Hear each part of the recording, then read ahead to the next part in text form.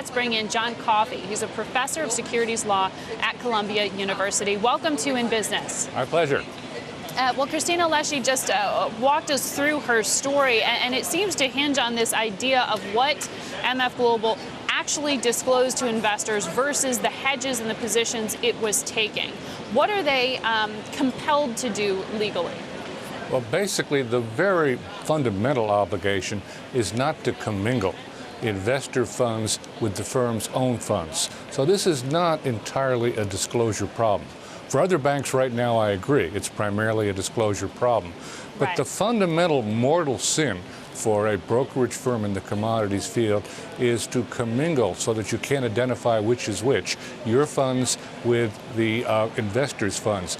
And it looks very much like in the last desperate moments of MF Global, investor funds were commingled and were used either to support margin calls or to pay an overdrawn account with JP Morgan Chase in London.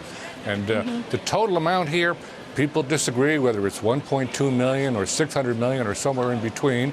The money moved to JP Morgan is only a small element of that. It's something like Right. 200 million. So we have various ways in which funds could be commingled, and that's the one area where there is a threat of a criminal prosecution. Because if you're using other people's money to support your own trading, that looks like you're overreaching your customers fairly dangerously. Right, and it's hard to argue with anyone that that's not a so-called mortal sin of forms to commingle funds. But when it comes to sort of the lessons we can take from this and apply to other firms to understand their exposure to Europe in particular right now, that question of disclosing the maturities of hedges versus the positions that you're taking on, and the idea that you need to look at overall exposure and disclose that to your investors. I mean, should firms be compelled to do that? Oh, I think that you're correct that for other banks, which aren't commingling funds, you still have to tell investors if there is a danger, if there's a shortfall in your hedging, so a moment is a month down the road in which you could have tremendous exposure, and you've got to find some way to hedge against that. That is a risk, a big pothole that's down the road and requires disclosure. I think the other problem that this case really underscores is the need for stronger risk controls. It looks like there was no one supervising Mr. Corzine other than the board of directors. The risk management officer looks like he was basically on the sidelines, and it's a very unusual structure to allow one person to be the CEO and the key trader, because that creates some conflicting responsibilities and allows someone in a pinch to gamble with other people's money. Well, John Corzine, the CEO himself, seems to be in the in